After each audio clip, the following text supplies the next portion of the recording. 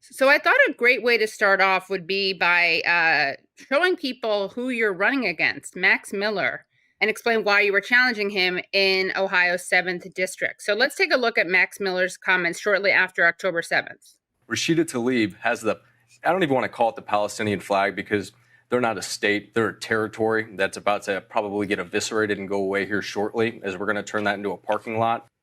That's one comment. Unless you think that was an isolated incident, let's hear some more from him on Israel and Palestine.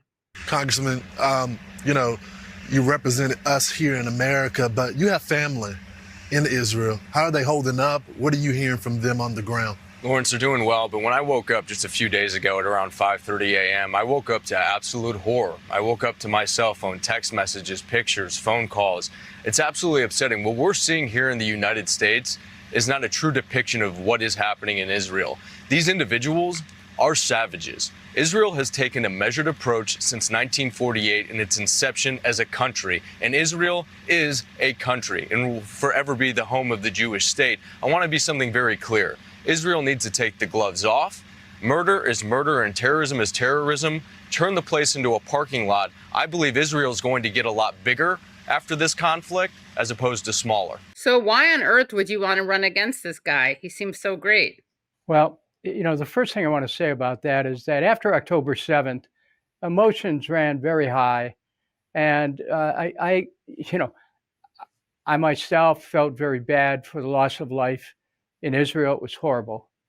But that doesn't justify what Congressman Miller said, because it was a clear call for genocide. A direct public incitement to genocide is forbidden by the Genocide Treaty of 1948. I think it's Article 3, Section C.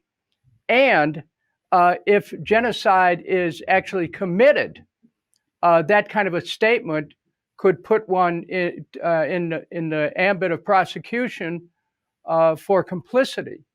So, somebody can say, well, parking lot, what does that mean? Well, it is a euphemism. Anyone who hears someone say, particularly a member of Congress, say, we are going to turn that into a parking lot, they understand very clearly it's a euphemism for genocide. And I want to make one other point about this, why it has added significance. In 1948, when the IDF, just 9 days after Israel became a state, the IDF went into a number of villages among Palestinians and cleared the villages by basically murdering, hundreds of people, if not more. One such village was Tantura. There's a documentary about it called Tantura.